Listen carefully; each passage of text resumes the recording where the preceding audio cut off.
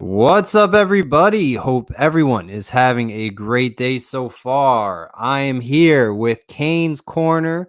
His Instagram account is very, very popular. Kane's Corner, please introduce yourself to anyone that may not know your account, isn't really familiar with you, but will be familiar with you after this show. First, Oh, I think he hung up by accident. Let me get him back on the show real quick.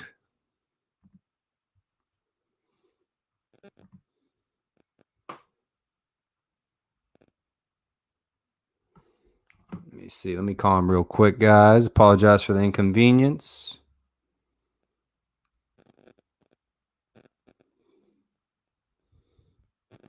Thank you, everyone, for joining. Kane's Corner is coming on live. He was just live. He just got off the disconnected by accident.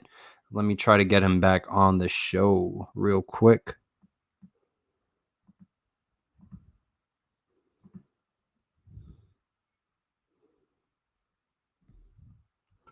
All right, we got him back on, guys. Dude, I think we lost you for a second. yeah, I don't know what happened. Hey, it's all good. So introduce yourself to everyone that may not be familiar with you, but will be very shortly. Well, I run Kane's Corner on Instagram. I have about 14,000 followers. Make sure to go follow for the best Kane's news on Instagram. And really, I've just been a Hurricane fan since I was a pretty young kid. So being able to run a page like that and connect to all the Hurricane fans is something I never thought that I'd be able to do. So it's pretty cool. Yeah, no, it's a very cool site, and you have a lot of, current players like Avery Huff. You mentioned Isaiah Walker as well, Gregory Rousseau. Like they want to be on the live show with you that you run on Instagram, and they talk to you a lot, which is very cool. So yeah, just being able to connect with the players too. That's a different another thing that comes with running an account like that. Right, absolutely. Hey, by the way, how did you feel when Manny Diaz was hired? Were you nervous about it? Were you ecstatic? I would love to hear your opinion on that hiring by the University of Miami. Well, when Rick retired, Manny Diaz was probably one of the top candidates, that could replace him. After he left pretty unexpectedly, and his success as the defensive coordinator for a few years was pretty big on why I kind of liked him as a candidate. I see why fans would think that the hire was rushed. Rick retired, and they ended up publicly announcing the hire of Diaz the same day. So the lack of a national search could definitely get some Canes fans upset. Right. But and the end of the day, I think Diaz was a good in-house hire, kind of. Even though he was set to become the next head coach at Temple. Right. I do think that overall that I was a pretty big fan of the hire. So yeah. Okay, so you really thought Coach Diaz was the right guy for the head coaching position. Okay, and personally for me, I was a little bit nervous at first just because he didn't have any head coaching experience, and I always felt like Miami was a job that you needed a coach with experience. It wasn't necessarily a job where a first-year head coach should take over the ranks, and I felt like we learned that through Randy Shannon, and then Al Golden had some experience, but at the end of the day, he did come from Temple. I know that's not really a football program, so I myself was nervous. But he did win me over that offseason. Speaking of year one under Coach Diaz, did you expect a 6-7 outcome, or were you thinking this guy's really going to kill it year one? No, I definitely thought that Diaz was going to kill it year one, especially with the schedule that we had. It was pretty favorable. So the fact that we went 6-7 was pretty disappointing, especially with how we ended, losing to FIU, Duke, and Louisiana Tech in the bowl game. That hurt because I did think that Diaz was a good hire, and I definitely started to question, whether he was the right guy at that point. But both off seasons, he's done a really good job of being able to recover from the previous year. So, hopefully going into year 2, he can flip the script and win us some games. Yeah, no, absolutely. And what do you believe that Coach Diaz does need to address going into year 2? Obviously the offense is probably the biggest issue with the team. Obviously he hired Rhett Lashley. Mm-hmm.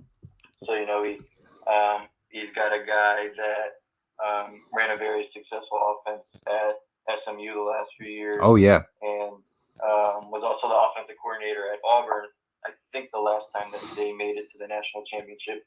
So he does have some experience running, big-time Power 5 offenses. So I do think that he's addressed that issue going into year 2.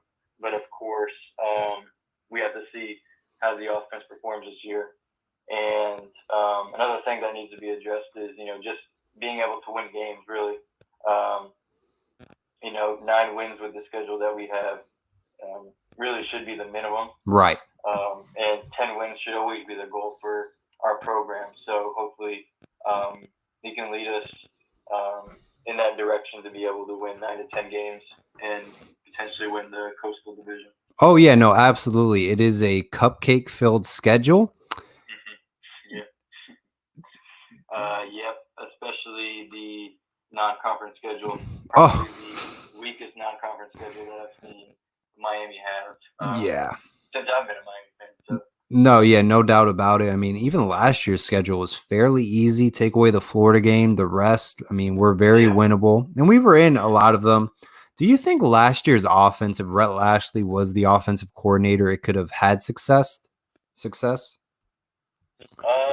yeah, definitely. Dan Enos ran a much more complex offense and complicated offense compared to Rhett Lashley. Will Mallory said after the first spring practice that you could learn Rhett Lashley's whole offense and the playbook in 15 minutes. Right. And I think that's why, he could definitely come in and have a lot of success at Miami. As even last year, with the guys that we had, because, we're always talented. We're always loaded with receivers and weapons on the outside. So I think Lashley can come in and, really change the offensive outlook, in the next few years. Oh, yeah, absolutely. And I think the De'Ara King factor is really going to show. I mean, we're literally getting a quarterback, probably one of the best dual threat quarterbacks in the nation. It kind of reminds me of the Pat White it factor at West Virginia. If De'Ara King is capable of running for 1,000 yards just with his legs, he's returned kickoffs for touchdowns. He used to be a receiver at a certain point during his time at Houston. You can't make this up. This is like that video game player you make in Madden, That's what we're getting with De'Ara King that can play every position, every skill position on the field. So I truly think that will be the difference maker, and De'Ara King's legs will definitely propel Miami to possibly a 10-11 win season. We're going to rely heavily on his legs. Definitely, especially with the offensive line struggles at times. Him being probably one of the most mobile quarterbacks in the country is going to come in pretty clutch in key situations. Oh yeah, absolutely. And Lashley's similarities to Kendall Briles in the system that he runs, that he ran at Houston and Florida State. That was a big factor on why King wanted to come to Miami. So, Lashley had a big impact on bringing King to Miami. So Right. No, 100%. Are you buying into the offseason changes, or are you on a wait-and-see approach? Because I know last offseason we made changes, but Tommy Kennedy didn't pan out. Awesome Martin transferred in the fall camp. So, even Dan Enos, that offensive coordinator switch was not good at all. it's always going to be a wait and see approach based on the results. Right. It's hard not to buy into what Manny Diaz has done with these hires this offseason and the moves that we made. Exactly. Yeah. Garen Justice, the offensive line coach, he's come in, he's been able to recruit fairly early. He's also, been able to basically steal Isaiah Walker from Florida 2 weeks ago now. So that's a change that I've already kind of bought into, and hopefully he can change a whole outlook on the offensive line and their performance and their play going forward. Another big change that I bought into, obviously, is Rhett Lashley, because he was able to bring in one of the best transfer quarterbacks and transfer players in the country this year with King. So, the success that they've had in the offseason, it makes it pretty hard not to buy into what they've done. But at the end of the day, it's all about the success that they have and the results on the field. Oh, yeah, absolutely. And it like you said, it's hard not to get excited about a Broyles Award finalist. I mean, this is something that a lot of teams wish they had, and Miami just gets Rhett Lashley from SMU in 24 hours. Now, we also did get the to be named Alabama offensive coordinator, which didn't pan out our way. But hey, I like this Rhett Lashley hire. I think maybe you may not see complete success year one. You might have to get the right personnel in, but Miami does have a lot of great athletes, so it may click right away. Speaking of athletes and the right personnel, what position group are you most excited about, and what position group are you worried about at night? The position group that I'm most excited about is definitely going to be the defensive line going into the year. On paper, Miami might have the best pass rush in the country. Right. And, they also might, on paper, have the best, set of defensive ends that we've ever had at Miami. Rousseau coming off a 15-plus sack season. Grad transfer Quincy Roche coming in. Yes. One of the top returning pass rushers according to PFF in the country. Jalen Phillips, the number 1 overall recruit from 2017. Jafari Harvey, another guy that he's a stud. To break out this year, hopefully. Oh yeah. And then just a bunch of talented freshmen after them. Chance Williams, Quentin Williams, Cameron Williams. Just a ton of guys on that defensive line that have the potential to be great, and could really disrupt offenses throughout the year. Right. And position group that I'd be most worried about is probably the offensive line. Even with Garen Justice coming in, there's still a lot of question marks on the line. Who's going to start? Is Zion Nelson going to be our left tackle again? Are they going to rely on him? Is Manny Diaz going to put his job on the line for a guy that we didn't think was going to play until his 3rd year at Miami? So that's definitely something that I worry about. And, good offensive play always starts with the offensive line and being able to protect your quarterback. So that's going to be pretty important going into the year. Right. No, absolutely. I think our defensive ends group, like you said, is loaded. I mean, Jafari Harvey, that's someone I kind of forgot about who came in. I mean, dude, physically, that guy is very advanced. I mean, we have Gregory Rousseau, Jalen Phillips, Quincy Roche. I mean, we are stacked. Defensive tackles, I think, are going to have a lot of success because of our defensive ends. I mean, we saw how our defensive tackles played against Florida State. They wrapped up very well. They played Nesta Silvera probably played his best career game against Florida State last season. One group I'm very excited about are safeties. Gervin Hall, Bubba Bolden, who's going to be healthy, and we're going to get him the complete season. Amari Carter. Plus, you have the number 1 safety coming in, Avonte Williams, who I'm ecstatic about. I think he's going to be a star. And running backs as well. I cannot wait to see Jalen Knighton in this offense. That was the biggest steal we got from Florida State. And this is just a match made in heaven with him and Rhett Lashley. Now, I am worried about our cornerbacks. I am worried about linebacker play. Those are two positions. And of course, like you mentioned, offensive line, but just to bring up another position group, linebacker play and cornerback. What do you feel about those two groups? I think that, at cornerback, other than Blaze and Ivy, it's a pretty young group. Williams and DeCorey Couch have never started a game, and they're at third and fourth cornerback. And behind them, it's just a bunch of true freshmen. So, that's definitely something to worry about if you're a Hurricane fan, especially if one of those guys were to get hurt. We'd have to rely on a true freshman pretty heavily.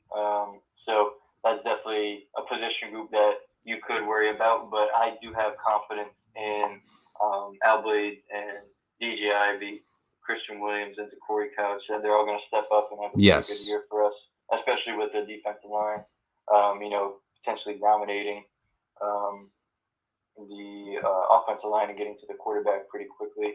And for linebacker, I think being able to redshirt Zach McLeod last year is probably going to be the most underrated move that Manny Diaz has made as the head coach. McLeod being able to, lead the younger group of linebackers in Sam Brooks, Avery Huff, Tyreek Austin Cave, Corey Flagg, all those guys, having a fifth-year senior to help show them the defense and stuff like that is going to be pretty big for that position. Obviously, that none of those guys, except for Sam Brooks, have ever actually played in a game. Right. But, that group is probably the most athletic linebacker group that we've had in some time. They're definitely more athletic than, the group that we had last year with Quarterman and Pickney. Nothing against them. Right. But these guys are just different athletes, and I think that's really going to help our defense this year, being able to, have these linebackers on the field that, go sideline to sideline. No, absolutely. And the comment section is blowing up about recruiter or developer coach. What is going on with Coach Mike Rumph? This is like a social media trend. Mike Rumph's name comes up every time. What is your opinion on Mike Rumph as a coach, as a recruiter? And then we'll get into the recruiter and developer question. I see the comments, obviously, about Coach Rumph and, him not being able to recruit, the big five-star corners. Right. But, the bigger issue that I have with him as a coach would be the development of some of the corners. Trajan Bandy went undrafted in last month's draft. I understand that he left the year early, but he has a lot more potential, or at least he did, than, to be undrafted going out of his junior year. Al Blaze and DJ Ivy, they were a bit inconsistent last year. I'm a big fan of both, but okay. I do feel like development is a part of that, and I think Rumph could definitely do a job of being able to develop these corners, especially with the defensive line that we have. Blades and Ivy at times last year were caught sleeping, giving up big plays, and I think that we could do a much better job being able to limit those big plays, over top, and Coach Rumph could have, that's something that he could work on. And, with recruiting, not being able to land the five-star guy and not being able to develop the lower-ranked guys that you do recruit, I do think that's a pretty big issue. You need to be able to do one or the other, and right now he really doesn't do a great job at both. So I would understand why the fan base would be a bit upset with the job that he's done while coaching at Miami. Yeah, personally for me, let's say Manny Diaz does get rid of Rumph. You got to get rid of Coach Pecky first. I mean, special teams has been god-awful. It's been horrendous, especially the Miami standards. Linebacker play, Quarterman, Pickney, McLeod. I mean, look at their development. It hasn't really been anything special. So, No, I definitely agree with that too. Shaq and Pinkney, one time we were raving about how they could be third or fourth round guys. Obviously Pinkney went undrafted, but Shaq, he definitely, not that he looked slow, but sometimes he was out of position, filling the wrong holes and stuff like that. So the linebacker play could definitely be better going forward too. Right. No, absolutely. And if you were a head coach at a program, are you looking more for a developer or a recruiter? To build a program, I'd probably go with a developer, just because usually that means that those players will end up being better than what these recruiting sites would say. They end up developing to become a better player than what most people think. And if you're just a good recruiter, that doesn't necessarily mean that these players are going to be living up to their potential or even being better than those lower star guys that do develop to become pretty good players. So, Clemson, obviously now they get all these top-ranked guys, but the way that they built their program was a bunch of 3-stars that they developed, especially on the defensive end. So, right. I'd definitely rather have a guy that can develop, lower ranked talent compared to somebody who gets all these 5-stars but can't develop. Right. Yeah. No, 100%. Hey, speaking of players coming in, what player are you most intrigued by, looking forward to see on the field this upcoming season? The most probably Jeremiah Payton, redshirt freshman receiver. He only caught a single pass in 2019. Yeah. But he has the potential to catch 30 plus balls this year with a few touchdowns in the new offense. And he was Miami's highest ranked receiver coming out of high school. And in fact, he was actually, for everybody who's on the team right now, he's the second highest recruit overall coming out of high school.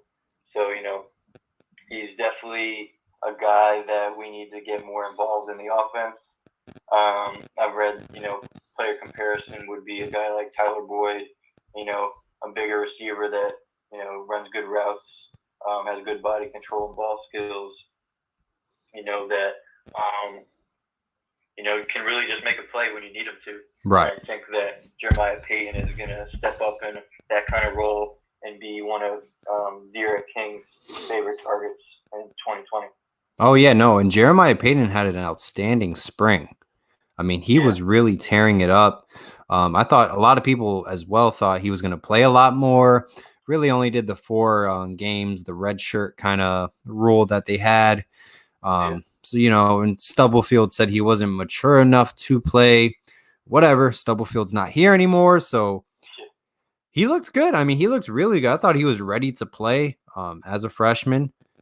I have seen pictures on Instagram. He did seem like he lost a couple pounds from his freshman year. I don't know. I mean, it is a picture, so we'll find out. And plus, it is hard to work out now, so we'll see what happens. What do you think about Rhett Lashley's offense? Do you think it's going to be an instant success right away? I know Rome wasn't built overnight, but how do you feel about this offense? Is it going to take a couple years to really get things going? What are your thoughts? With how the schedule is, played out, the first 4 games, against Temple, Wagner, UAB, and at Michigan State, that's pretty favorable for us, especially our offense, because Wagner, obviously, we're going to come in, probably score 50 points. Temple, we took their best defensive player, and one of their other key members in their secondary recently went in the portal. I think it was yesterday. UAB at home should definitely be a game that we can score, 35 points in. And Michigan State, usually they have a pretty solid defense, but they are changing. Right. They did make a change to their staff, to their coaching staff, and they didn't have any spring practices. So,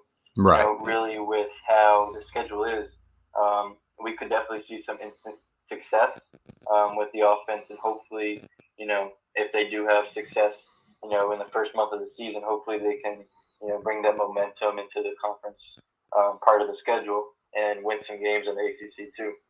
Yeah, no, definitely. And Mel Tucker at Michigan State, I loved him when he was the defensive coordinator at Georgia. I thought he was a head coach in waiting. I know he was only at Colorado for a year, but I think he may be successful at Michigan State. I think he's a great defensive coordinator. I wanted him to be the defensive coordinator at Miami, hopefully one day. I don't know, maybe he'll be a head coach in the meantime. So it'll be interesting how he does at Michigan State and how their defense is. Wanted to ask you a question. Raymond Reddington brought it up. Do you think this defensive staff is fine? Should we just worry about the offense and scoring? Because, that is a good point. Offense hasn't held their end of the bargain. Defense has been, doing well. So do you think it's just an offensive problem to worry, or is it maybe a little bit of both? I think if the offense solves their problems, any problems that the defense has, it'll kind of fix themselves. If the offense can score more points and hold the ball more throughout the game, we don't have to rely as much on the defense, logging in, 35 to 40 minutes a game on the field. Something that, it's just hard to have success doing that. And I think that, if we score more points and hold the ball, that in the end of the day, the defense is good enough to win 10 plus games a year. And if we can score points, 10 to 11 wins a year is definitely something that we could see going forward. Yeah, no, absolutely. If Rhett Lashley, if he averages 31 points a game, I think Miami can be very successful. Because what did Miami defensively give up? How many points per game? Around 24, I want to say. Last year? Yeah. I think it was around 23 to 24. Right. Which is, that's very winnable. So, and plus it's kind of frustrating when your offense really doesn't put up any points at all. We were probably one of the worst offensive units in Power 5 football. We couldn't move the football at all. So, I get the frustrations, I can see a divided locker room. Hey, I know I just kind of mentioned this. Are you happy with our staff as a whole? Or if there was one change you could make, who would it be? Obviously from last year, the change that I would have made would have been the offensive coordinator. Clearly, it just wasn't a right fit after 12, 13 games. But, since we've already made that move, I'd probably go with Coach Rum, honestly.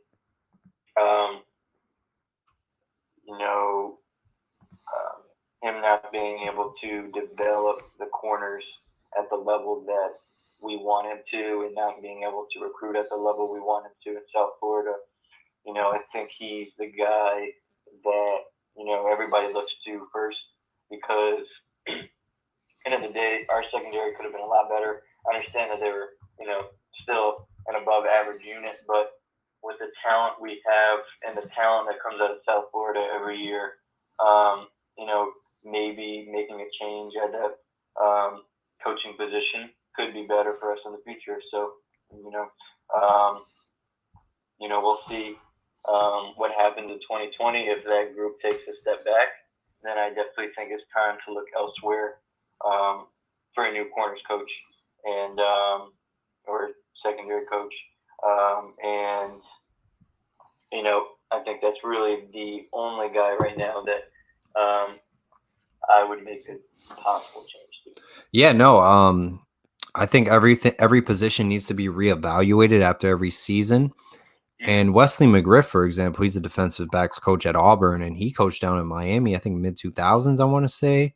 There's also Corey Raymond from LSU, who's done an outstanding job in recruiting. Obviously, LSU just won the national title. I think if you can find someone who's a great recruiter, possibly, and who's, up and coming coach, why not take a chance at him? I completely get that. But hey, I want to see how this cornerback group does play this season. I do think there's a lot of talent in that cornerback room. Yeah. Speaking of, positions, recruiting wise, we're talking about recruiters.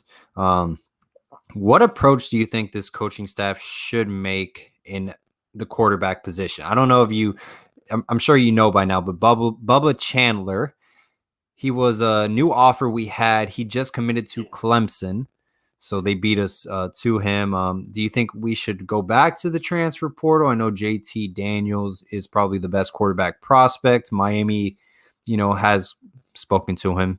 Or do you think we should get a high school freshman quarterback? Keep in mind, week 1, we do face Alabama. So, yeah. Obviously, JT Daniels would be a great guy to be able to land at the portal, but I just don't see us being able to, because I do think that, he could potentially try to get a waiver in 2020.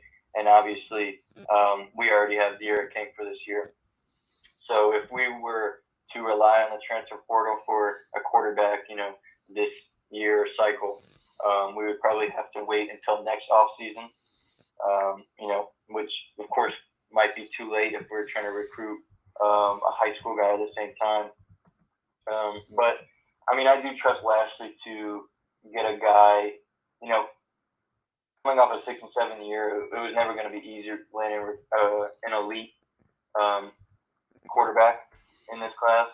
So I do trust Lashley to be able to get a guy that's not as highly ranked, but, fits the mold of a quarterback that he wants in his offense. Even if he's lower ranked, he can develop him and, maybe potentially be a guy that could start 2 or 3 years down the line. But I don't really think that it's something that we should worry about, as much as some people are. Obviously, we do want and need a quarterback in every recruiting class. Right, absolutely. I just don't think that I think it's being blown out of proportions a little bit because, we did in 2019 or the 2019 class, we did land Payton last minute. And I think, that could be the same case this year after, we have a good year, hopefully. Right. And my whole thing is like with high school quarterbacks, like in the past, Cade Weldon, for example. To a certain extent, even Malik Rozier, he was an under-the-radar kid out of Mobile, Alabama. Yeah. We keep getting these last-minute snags. I think Tyler Van Dyke was kind of the first quarterback in a while that we got early, and he stuck with the class. Art Stakowski just didn't develop well, so we kind of just ghosted on him. I just want to recruit at the quarterback position where like we literally want it, like Jaron Williams, for example, he committed to us because he went to the Notre Dame game, and he didn't want to go to Kentucky. That's kind of what I've been missing is kind of a quarterback that wants to come to Miami, and we offered him because we weren't desperate, Yeah, no, definitely. Hopefully with a good year on the offensive side of the ball too, we could be in play for guys like Jaron Williams, at least, a highly ranked 4-star guy. So, right. This season is pretty big for us recruiting wise, not just at the quarterback position, but, there's a ton of local talent this year in the 2021 class. Oh, so yeah. Oh, being able man. to win 9 to 10 games that's going to. There's like 5 kids out of Miami Palmetto Senior High School. I don't know if you're familiar with the Miami area, but Miami Palmetto, that's right next door.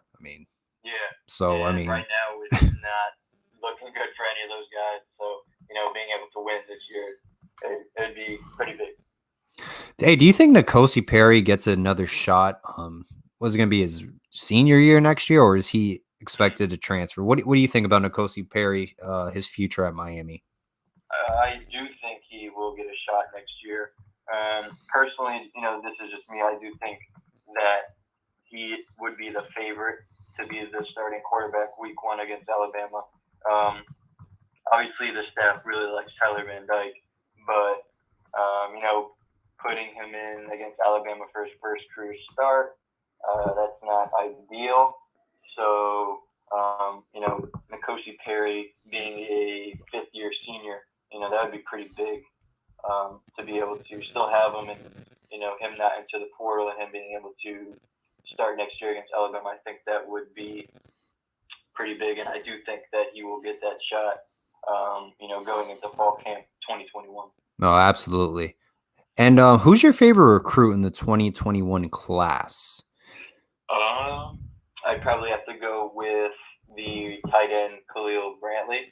Okay, yeah, very nice. Obviously, we just got another tight end from Texas that is top 10 tight end in the country, but Brantley's one of those guys that the fans like to say are a true Kane. He hasn't wavered from his commitment since he committed, and he's one of those guys that tries to recruit, not really recruit, but he tries to tell his teammates at Miami Northwestern and other local guys, that Miami is the move. And, that's really why he's one of my favorite recruits in the class. Obviously, he's a really talented pass-catching tight end.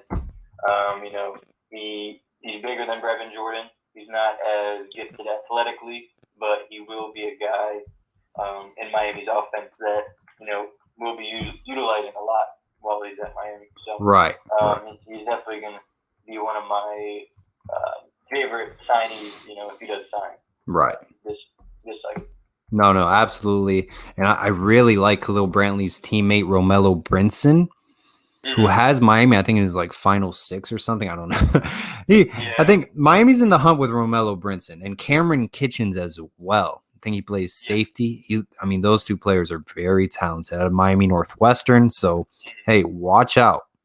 Those could be all you need is a teammate that, they play different positions. They all get along. Miami wins 10, 11 games. That's all you need. Definitely, yeah. And also they have the cornerback, Tim Burns, committed too. Yes. I forgot about him. That Miami is in the hunt for, or, looking to be able to sign from Miami Northwestern for 2021. Oh, yeah, no doubt about it. Now, the quarterback position, I know we just spoke about it. Patience is a virtue. There's a lot of situations at play. I don't know if you're familiar with this. Jalen Milroe, he's working out with De'Ara King right now. They're like good friends. If Miller Moss commits to USC, a lot of people say Jake Garcia could be in play. He could flip his commitment to Miami. Jake Garcia in Miami, Nebraska. He even came to Miami for a workout, and it was his father, was the quarterback in Nebraska. So USC, got a late snag. So a lot of people think maybe Jake Garcia comes to Miami. We'll see. So it's a wait and see approach. I know Preston Stone may be flipping to Miami. He was committed to SMU under Rhett Lashley as well. Yeah. So we'll see what happens, and of course, JT Daniels, I would welcome him with open arms. I think what he did his freshman year was great. But a lot of quarterbacks do well freshman year. Oh, yeah, definitely. And with the Jalen Milroe situation, obviously he's committed to Texas, right? Yes. He committed to Texas under a different offensive coordinator, so that's something that is worth watching too. If we have a good year under Red Lashley system, could he be able to pull in another quarterback or player from Texas? That's just something to watch. And, if Miller Moss does end up committing to USC, I definitely do see Jake Garcia potentially opening up his options. Oh, yeah. And I could definitely see him, potentially taking a visit to Miami or something like that. No, go ahead. It's early in the process, so that's why I'm not worried if Miami has a good year, especially offensively. I think it's going to end up working itself out. Oh yeah, no, absolutely. And Jake Garcia, man, that is my favorite high school recruit. I think he's going to be a great player.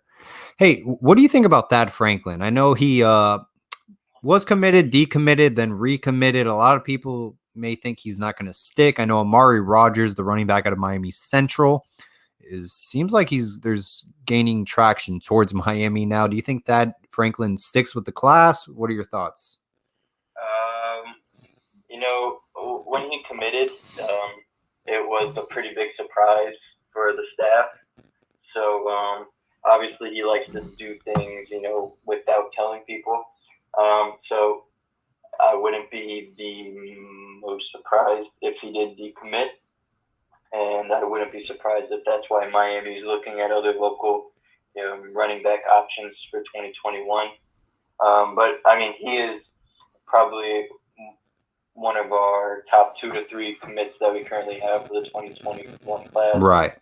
He's also a different type of running back than what we have right now. Right.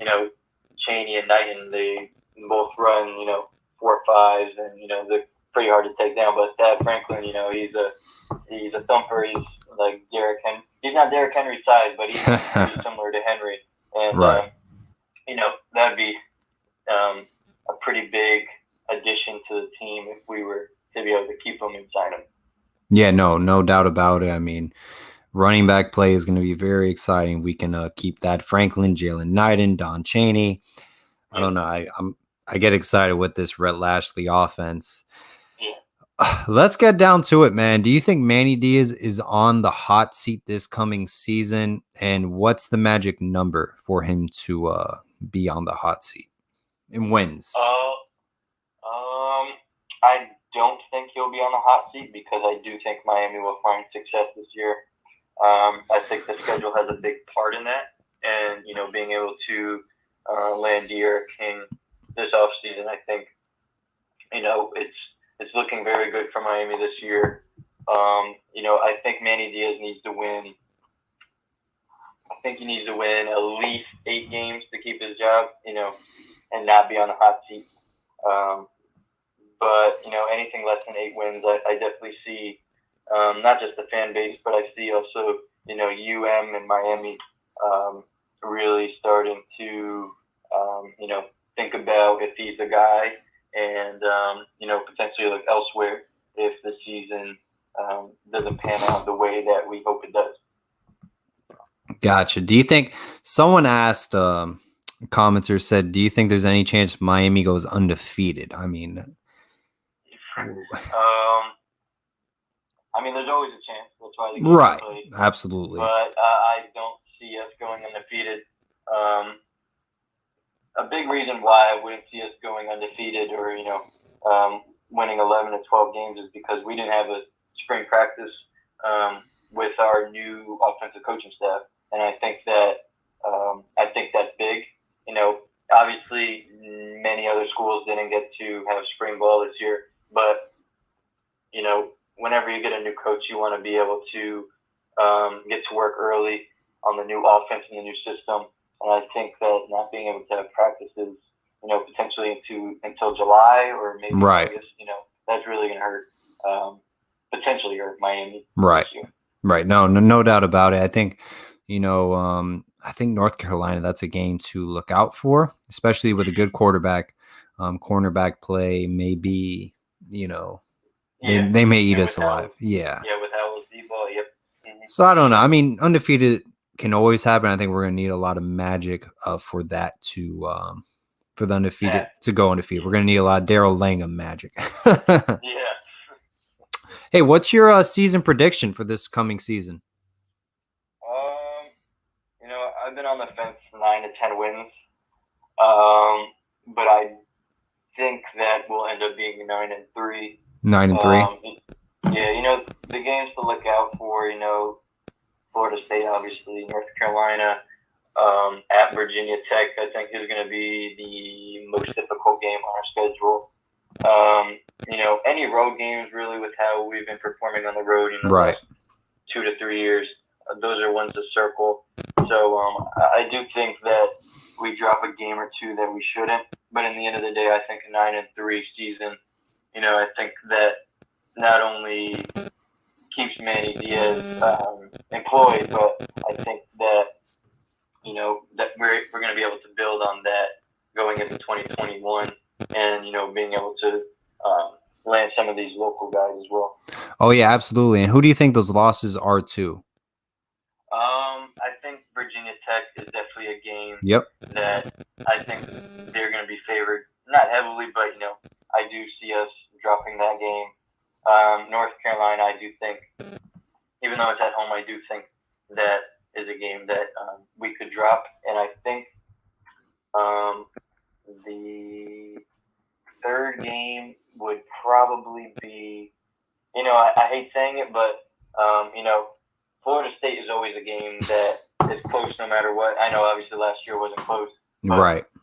Even though it shouldn't be close most of the time, it's always a one-score game. Right. And, that could go either way any year. And fortunately, obviously not last year, but the 2 years before that, we were able to come out with the win. So, luck isn't always on our side. So that could definitely be a game that we drop. Oh yeah, definitely. And I have 9-3 as well as my season prediction. I think games against North Carolina, Virginia Tech, UVA, also Wake Forest, Michigan State, even that game as well, and Florida State. Be careful. And Georgia Tech as well. We did lose to them last season.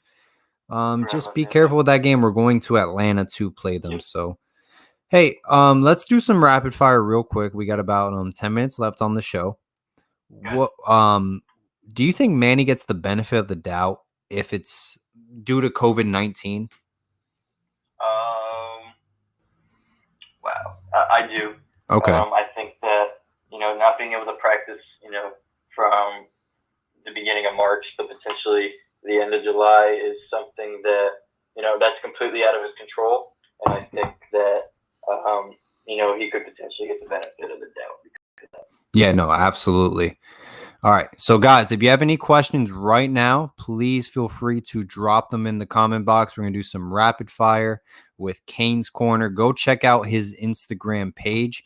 You have about 14,000 subscribers right now. I mean, followers, right? Yeah. Around 14,000. Posting, once or twice every day about Miami-related news and stuff like that. So, definitely something you should check out if you don't follow. Yeah, and it's not like fans, like certain fans are following it. Like you legitimately have players following you, like Gregory Rousseau, Avery Huff. Like you're very you're the word around town, I would say. It's cool to be able to run something like that. I definitely don't take it for granted. Having players follow me and stuff like that, and all these Miami fans. So, just keep on getting out these posts, and hopefully, some good karma comes around and we have a good year. No, yeah. Speaking of good karma, yeah, no, I 100% believe there's something going on with all the bad things we did back in the day. Trying to bite us in the ass right now. Matt Maros has a question. Does Manny have a clear vision or identity he wants from Miami? If so, can he get us there? He does. Okay. And obviously it's to win games, but I think it's to win games doing it the right way. Right. Kind of similar to what Randy Shannon did. This year Miami had the best grades, overall from the football team that they've ever had, I think. They posted that yesterday. And, that's obviously something that he wants out of his team. Another thing is a disciplined team. Obviously, sometimes last year on the field, they weren't the best, the most disciplined. But, off the field, he does want everybody to be on their best behavior. He doesn't want that image that the team had, 30 years ago that, Catholics, convicts kind of thing. He wants, he wants a team that follows the rules and does it the right way. No, absolutely. Yeah. I think Manny does have a vision, but I think Manny year one tried to cut the line and try to sit at the big boy table, and he got humbled. He lost to two of his old head coaches that he worked for, and he got humbled. I think it was a humble season, a learning season, and I just hope he learns from it. I don't know if he has enough time to really learn as a head coach as well, because this is Miami, and 2 years, if you don't cut it, man, hey, there's a lot of people who want this job. Yeah, definitely. So we'll see what happens. All right. I'm not gonna ask that. How many total sacks will Gregory Rousseau have this season? I'm gonna go 11 and a half. All right. Worst case scenario, let's say De'Aaron King goes down. Do you think Miami, how many wins do we get without De'Aaron King? If I said 9 wins, oh, that's tough because I don't want to say 7 wins. Yeah, But, yeah, 7 wins is that's right around that area. yeah. Over under on touchdowns for King and Harris. Shoot. For King and Harris combined. Yeah. For both. Individually. For King, I would go. Oh, that's tough. I'd go 35 total for King with his passing and running, and for Harris, I'd go 8 total. Okay. Who's your wide receiver this season? Who's going to have the biggest year?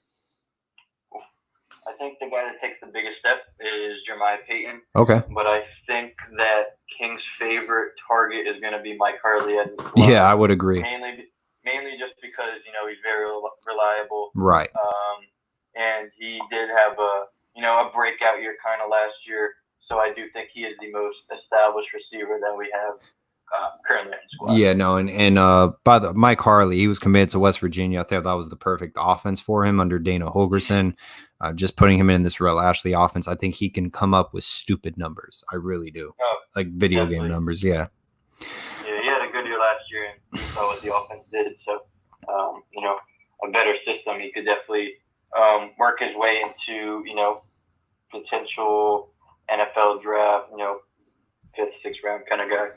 Yeah. I mean, I don't. Yeah, 5th, 6th round. I mean, he's got to put on more weight. I would say physical muscle. He's very light. Yeah, he's. I don't know. He might be a little short too. I'm not 100% sure, but coming out of high school, he was a lower ranked 5-star, and they did question obviously his size. So if he could put on some extra mass, I think that would work wonders for him. Going to the next level. Yeah, definitely. What are your thoughts about Marc Pope, by the way, going into this upcoming season? I know. It's a prove it year for him. He's right. almost ranked a 5-star coming out of high school, and he hasn't lived up to those expectations. But in Rel Ashley's offense, where we spread the ball out or spread the offense out, we can get him the ball easier ways. He could definitely have a bigger year and take that next step in his career, and potentially be a breakout kind of guy if everything goes right. Yeah, no, absolutely. In Kane's corner, I got one more question for you. If hey, let's say things do go south this season, Manny Diaz doesn't get the job done. Is this really going to hurt our program getting a new head coach, or do you want to see Manny Diaz kind of finish, get his 4 to 5 years? Because I think just getting rid of coaches every 3 years, I think, it does take a toll on your program. I think it does say something as well. I mean, that definitely says a lot. If everything goes south and we decide to move on from Diaz, I think that is, not ideal, and I think that's going to hurt the program a lot. Obviously Rick was here 3 to 4 years. Golden was here 4.5 years, I think. Shannon was here for a few years. So, this run that we've had of not being able to find a head coach definitely hurts the program. And if we have to move on from Diaz after this season, I think that we would definitely be taking another step back and trying to get to our ultimate goal, which is ACC championship games and making the playoffs and stuff like that. No, absolutely. And a couple of good questions came in. Any kickoff returns for touchdown this year, and who does it? I could see 1 or 2. I heard that from the limited practice that we did have, that Jalen Knighton is a potential guy that could immediately come in and be the kick returner for us. Yeah. And that he actually did have a pretty big return in week 1, so I could definitely see him, taking back a kick during the year. No, yeah, absolutely. I can see him, Xavier Restrepo on special teams in general, punt returns and kick returns. Kane's Corner, man, it was a pleasure to have you on. Thank you so much for taking time out of your day, man. It really was a privilege to have you on, man. So thank you again. Thank you for having me on, and and go Canes. Yeah, man, absolutely. And hopefully we'll have you on during the season, and we can talk about our winning football games instead of crying over our our horrible offense that we had. Hopefully that's what we'll be talking about. Exactly. All right, man. Hey, stay safe and many blessings to you and your family members, man. You too. Everybody stay safe, and hopefully we get out of quarantine with some football. Oh yeah, most definitely. All right, Canes Corner, take it easy, man. Thank you.